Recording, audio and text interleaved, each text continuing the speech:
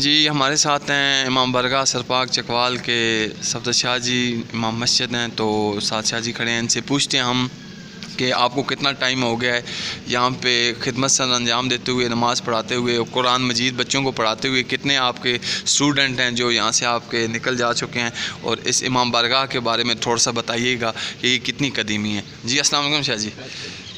شاہ جی اس کے بارے میں کچھ بتائیے گا، کتنے ٹائم سے آپ یہاں پہ شاہ جی ساری خدمت سر ہیں؟ پہلی بات تو یہ ہے کہ اردو میں بتاؤں یا پنجابی میں؟ شاہ جی پنجابی دس جس وچ آسان ہوئے۔ جی جی۔ مجھے یہاں چکوال میں آئے ہوئے تقریباً 50-55 سال ہو گئے۔ اچھا۔ اس وقت سے میں یہاں نماز بھی پڑھا رہا ہوں، جماعت بھی کرا رہا ہوں، عیدین بھی پڑھا رہا ہوں، بچوں کو بھی پڑھا رہا ہوں۔ اس عرصے میں جو بڑے بڑے اب جوان ہیں بلکہ بچوں والے ہو گئے ہیں وہ بھی میرے شاگرد ہیں۔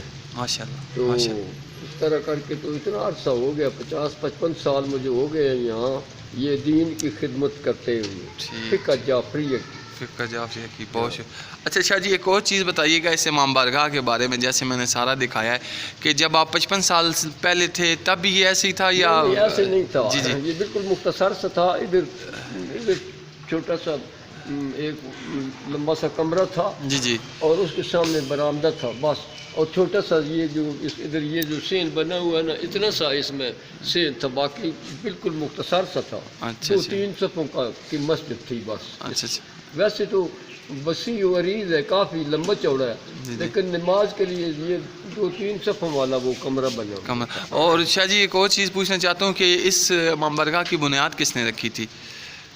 اگر آپ بہت پرانی ہے، یہ چودھری فتح خان صاحب جو تھے نا، جی جی، ان کے بھی غالباً جد تھے، دادا تھے، انہوں نے یہ رکھی تھی اس کی بنیاد۔ اچھا اچھا اچھا اچھا، یہ وہاں پہ، اور یہ تقریباً کتنا رقبہ ہے شاہ جی یہ سارا جو سامنے گراؤنڈ ہے؟ مجھے پتہ نہیں، میں یہ نہیں جانتا۔ اچھا اچھا، ویسے ایک بات ہے، یہ جو 4 دیواری میں ہے نا، جی جی، یہ تو مخصوص امام بارگاہ کے نام سے ہے نا، جی جی، لیکن یہ باہر جو گراؤنڈ ہے نا، جی جی، اور ادھر پچھلی طرف جو دارا ہے، جی جی، یہ سب امام برگاہ میں ہی شامل ہے۔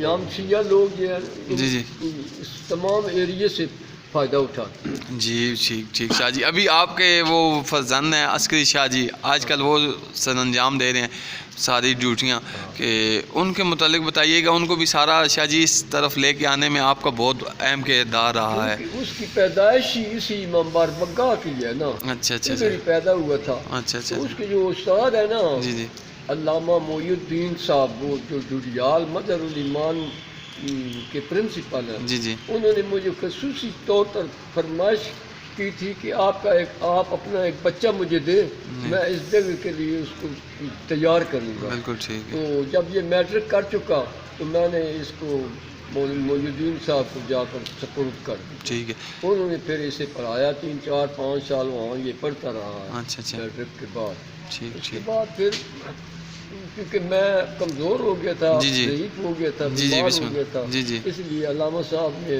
اس کو یہاں نماز پڑھانے کی، جمعہ جماعت کرانے کی اجازت دی۔ بسم پہلے اللہ، اجازت نہیں دیتے تھے، اچھا اچھا، لیکن جب میں بیمار ہو گیا جی جی، تو پھر انہوں نے کہا کہ ٹھیک ہے، اب یہ آپ کی وہاں کی ڈیوٹی جو ہے وہ یہ سنبھال۔ بالکل ٹھیک۔ اور شاہ جی ایک اور چلتے چلتے ماشاءاللہ آپ نے بڑا ٹائم دیا، آپ کا ٹائم بھی بہت قیمتی ہے، آپ نے بڑے قیمتی ٹائم میں سے وقت نکالا ہے ہمارے لیے۔ تو ایک سوال اور ہے جاتے جاتے شاہ جی، رمضان المبارک کے حوالے سے کوئی عوام کو کوئی پیغام آپ دینا چاہتے ہیں روزہ داروں کے حوالے سے، تو کائنڈلی ہمارے تھرو اگر آپ ان کو کوئی۔ رمضان میں خصوصاً روزہ جو ہے کیونکہ ہمارے فروعات دین میں سے ہے، تو اس لیے اس کو روزہ نہ رکھنا، جان بوجھ کر ترک کرنا، یہ تو گناہ گار ہوتا ہے آدمی کو، ایک کی بجائے الٹا زیادہ روزے رکھنا پڑ جاتی کفارہ کے طور پر۔ تو علاوہ ازیں روزے رکھیں، لوگوں کو رکھنے چاہیے، اپنی اولاد کو بھی یہ ہدایت کرنی چاہیے، جو بالغ لڑکے لڑکیاں ہیں ان کو بھی ہدایت کریں، سختی کریں کہ تم بھی روزے رکھو۔